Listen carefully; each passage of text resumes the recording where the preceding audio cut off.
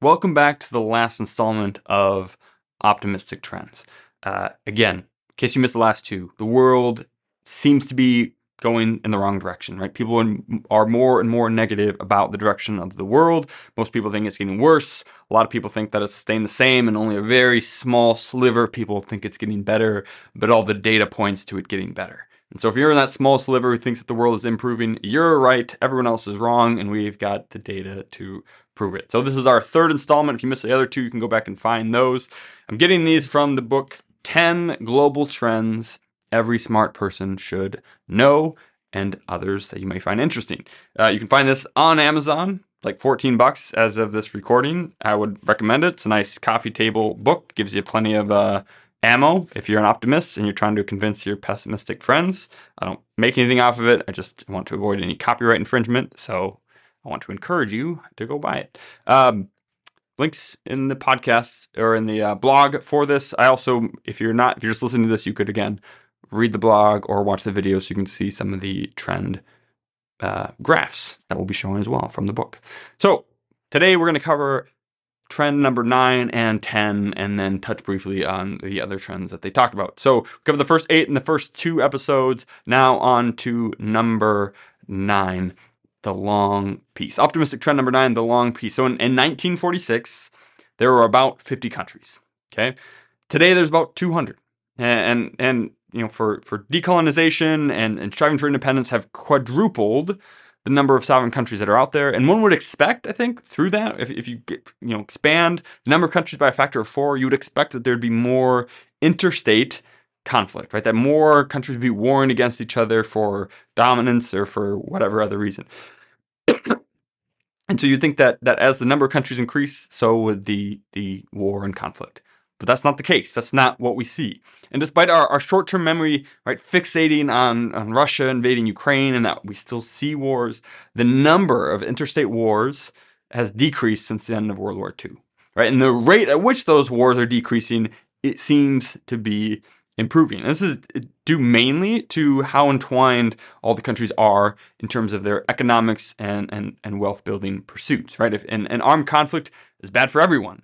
Countries that are the furthest behind economically are those who are largely war torn and torn apart by internal violence. And violence destroying property and businesses and lives isn't good for businesses and lives. And so I think most people have sort of agreed that, hey, we will go further and we will get more ahead if we get along. And so there's been less and less aggression across borders as people pursue prosperity. And so the decline of wars has been inarguable, that it's been an absolute positive, and that even though it's not completely gone and we still see some wars, the trend is absolutely awesome. And of course, if you look at so many other indicators, right? Like, again, I always think, just personally, this isn't part of the book, but personally, I just think, like, if you think that we're worse off today than we were, 20 or 80, 100 years ago, like, go back and take another history lesson out of World War I, World War II, because we are nowhere even close to that. And things have gotten much better since then. And again, the decline of wars is just one great trend that we see out there.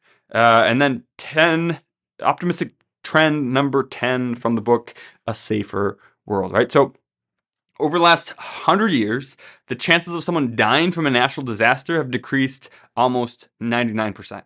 Right? You are 1% as likely to be killed in a natural disaster now than you were 100 years ago. Right? And most of that's due to the technological advancements we've seen, and a couple things. One, in infrastructure, right? Buildings, bridges, roads, all these things, they're better designed to withstand natural disasters than they were 100 years ago. So we don't have as many buildings collapsing in an earthquake and killing people. We don't, like, all these different things, right?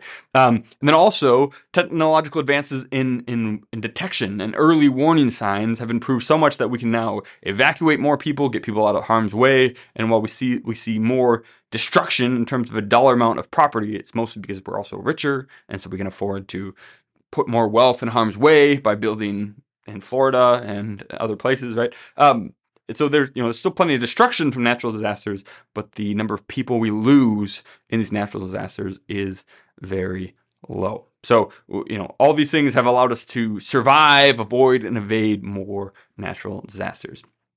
So and the largest disasters, the things that keep those numbers even higher than they would be otherwise, that have happened over the last 2 decades, have largely occurred in the developing world. So the 3 largest natural disasters we've had in the last 2 decades were in 2004, the Indian Ocean tsunami. You may remember that killed 230,000 people. In 2010, the Haitian earthquake killed about 223,000 people. And in 2008, Cyclone Nargis, a Category 4 storm in Myanmar, killed 138,000 people. So you see these little blips in the graph, and those are those big disasters that we've had. But by and large, they are all going way down. And here's a comparison I think that illustrates really well just how good our technology has become at helping us avoid death by natural disaster. So again, that last example, a cyclone, a Category 4 cyclone in Myanmar killed 138,000 people. Well, 2 years later, a Category 5 cyclone, so much stronger, much more powerful, much more damaging, hit Australia and killed 0 people. So Category 4 hits Myanmar, kills 138,000 people. 2 years later, a Category 5 storm hits Australia and kills 0 people. That's how much better we are at detecting these, and as our all going all the way back to that very first trend, right? That as the world gets richer and we can afford more and more to put resources into technology, into avoiding them, and to detecting natural disasters, getting people out of the way, we can reduce these things. And there's still, it still kills many people. Natural disasters do, if for no other reason than there's a lot more of us to be killed. But the percentage of people, the number of people per 100,000 killed by natural disaster is way, way, way down. 1% of what it used to be 100 years ago. And those same technological advances that are helping us in countries like the US and Australia and all these things to avoid deaths by natural disaster, as the Great Enrichment pulls developing countries into the middle class, helps support them, we should hopefully in the next few decades be able to give all that technology and get that technology in their hands and prevent things like those earthquakes, hurricanes, tsunamis, those things from killing as many people in the future. So all those trends point in the right direction, and we live in a much, much safer world. So those are the 10 trends that the book is talking about when it calls itself the 10 global trends every smart person should know. But they have many more than just 10 trends in this book. And the subtitle is "and many more that you may find interesting." Indeed, it actually covers 78 trends that are all very encouraging. So I list them all. We're going to run through them quickly. I'm not going to comment on any of them. They're all pretty good. They're all significant. Some will raise asterisks as to the side effects, right? Some will definitely have negative side effects that we'll need to address. Some people will agree or disagree to how good the trend is. And again, some of those sometimes side effects from these trends may be worse, right? The cure may be worse than the disease in the minds of some people. I'm not going to comment on them in this episode. So we're just going to run through all these. And if any of these are interesting, again, you can buy the book. It's like $14. It's a bargain. And you can just look into the ones that you find are interesting. Or if you find some that are like totally contrary to what you think or what you thought you've heard, then those would be ones worth exploring. So the authors separate them into several different categories. So I'm going to do the same. So the first one is people trends. And here's the trends, right? Trend number 11, life options are expanding. Trend number 12, global happiness is rising. 13, global income is rising. 14, global income inequality is falling. Global income inequality is falling. I know it's going to maybe make some of you guys want to look into that one because that seems very contrary to what you hear. 15, the percent of people living in slums is declining. 16, the number and percentage of women in political leadership is increasing. World leaders, all those things. Number 17, births per woman are decreasing. 18, global literacy rates are approaching 100%. We should again see that soon. 19, more kids are going to school. 20, kids are going to school for longer and learning more. 21, IQ scores are massively rising across the globe. 22, more and more countries are decriminalizing LGBTQ. 23, there's a general, though not perfect, increase in the free press throughout the world. And 24, life expectancies are rising. So lots of good trends with people throughout the globe. Then they separate, so they got some health trends here. So number 25, the global death rate is falling. The number of people, percentage of people dying by any given cause is declining. 26, vastly fewer children die young. So in 1950, 140 per 1,000 kids died as children, and today it is 29 out of 1,000, or it was in 2017, and I think that's still going in the right direction. 27, mothers are living longer. 28, vaccines are saving lives. 29, we are overcoming HIV/AIDS. 30, we are trouncing tuberculosis. Awesome. 31, malaria is retreating. 32, we are winning the war on cancer. 33, tobacco usage is declining. 34, vaccine discoveries are accelerating. So again, you can see all those trends, graphs for all of them, explanations for all those in the book. Then the next category they have is violence trends. Here's some more tidbits for you. 35, the global murder rate is falling substantially. It's an interesting graph to look at. 36, capital punishment is declining. 37, battle death rate is declining, right? So we kind of talked about that with the world wars declining, or interstate conflict declining. The amount of people killed in wars is also just plummeting compared to what it used to be. So that's good. 38, genocides are disappearing. 39, military spending ratio is falling. Military spending as a percentage of total GDP is going down. 40, armies as a percentage of the population are shrinking. And 41, nuclear arsenals worldwide are dwindling. Those all sound like good things to me. Work trends. Number 42, we are working less for more income in general. Number 43, work is getting safer. 44, children labor less. There are less children in child labor or working is in worse conditions, all those things. 45, the nature of work is changing. 46, the wage gap between men and women is narrowing.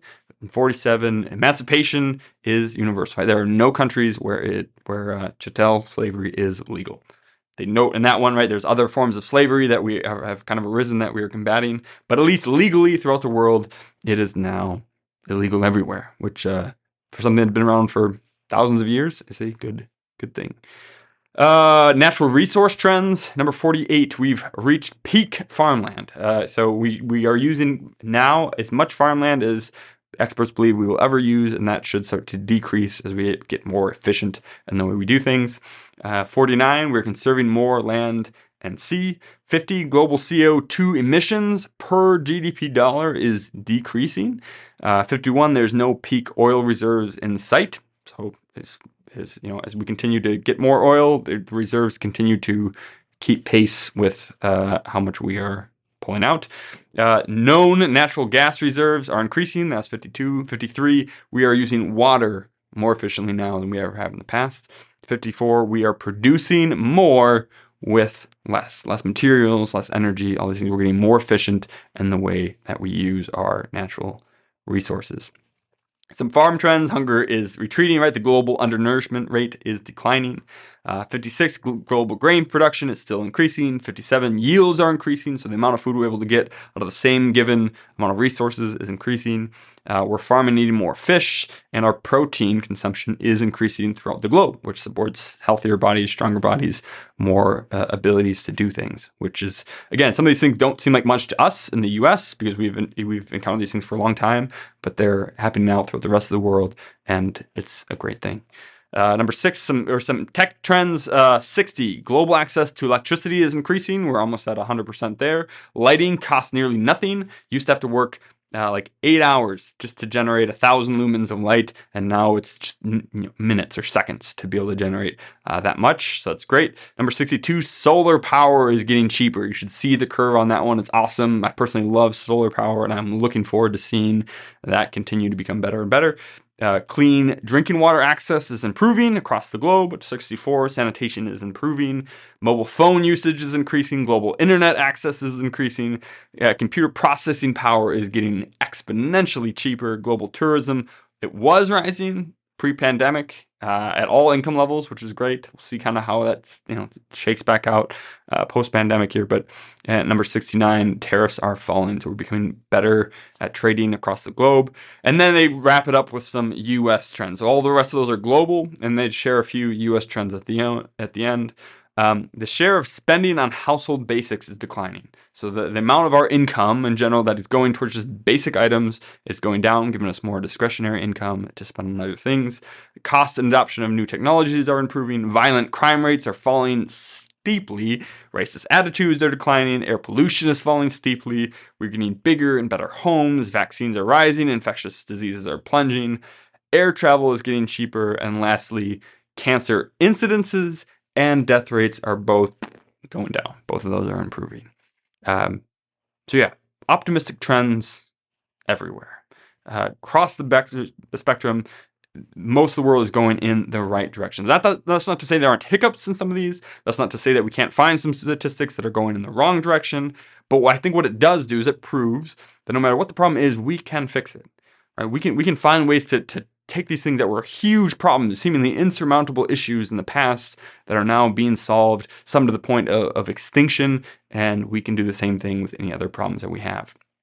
And so I love human ingenuity. I love the innovation. Some of the ways, some of the solutions that we have now, people couldn't even imagined, 10, 15, 50 years ago, whatever it is. And so that, I believe that's what we'll see as we continue to face problems, we continue to have global catastrophes and crises, that we will find ways to overcome them, right? And that there isn't anything that we can't solve. And so I am extremely optimistic about the future because of all the data of the past, right? This is not a blind optimism that I'm inviting you to have. It's not a blind optimism that I have. We are rational optimists around here. And so we are excited for what the future brings. And again, most of these advances are spearheaded by the best businesses in the world. A lot of the technological innovations that have enabled these great trends were created by businesses that then go on to sell them for massive world benefit and also massive profits. And so either they have spearheaded and they've created these trends, or they have been able to capitalize on these trends for, again, greater world benefit and greater profits for the owners of those businesses. So again, here's the question, right? As the world continues to actually improve, as it's doing, all these trend lines are continue. Not any of these are trend lines that, hey, they were improving in the past, but now they flattened out. No, they're all still going in the right direction, all 78 of them. Are you going to participate in this improvement? Right? Are you going to be an owner of the best business in the world that are profiting from these improvements and helping the world? Or are you going to sit on the sidelines? Are you going to let the fear of what may happen in the next month or year or 3 years deter you from engaging in what's going to happen over the next 1, 2, and 3 decades and beyond, and the growth that's going to happen? And my answer is that it's definitely not going to be for me and not for my clients as long as I can help it, right? That we want to be a part of these improvements, that we want to be just like the market trends in the right direction and all these other things are trending in the right direction. We want to be on that upward trend. And I'm very much looking forward to seeing what else is in store for us. So hopefully this has been encouraging for you. There's reasons to be concerned about this, that, and the other thing in the short term, but everything long term, all the long term trends are going in the right direction. And I believe we can turn around anything else as well. Go now in peace. Enjoy the rest of your week, and we'll see you next week. Cheers. I hope you enjoyed that. And if you did enjoy that, you would love being a part of our free membership community. It's called Retire Membership, and you can sign up today completely for free. When you do that, you get a host of bonus and exclusive content that we don't give out anywhere else. For example, you can buy my book, 3D Retirement Income, on Amazon, but if you become a Retire member, we will send you one for free or give you the audiobook and ebook just for signing up. You also get additional bonus content, exclusive content, including Client Corner insights from some of the best minds in behavioral investing, workbooks to go along with our workshops to help you get the most out of it, and more ongoing bonus and exclusive content. Some of this you can't get anywhere else, and so we would love for you to join our community. You can join now at retiremembership.com. Otherwise, there's a link in the description of this video where you can sign up All we want to do is continue to give you the best information out there so that you can retire successfully and stay successfully retired. So you can go in there, do that on our website. There's also a longer form podcast. I think it's episode 80 that will help explain what it is and what we're trying to do with retirement membership. But join now for free. Get this and much more exclusive content by joining us today. We look forward to seeing you there, and thanks for watching. Cheers.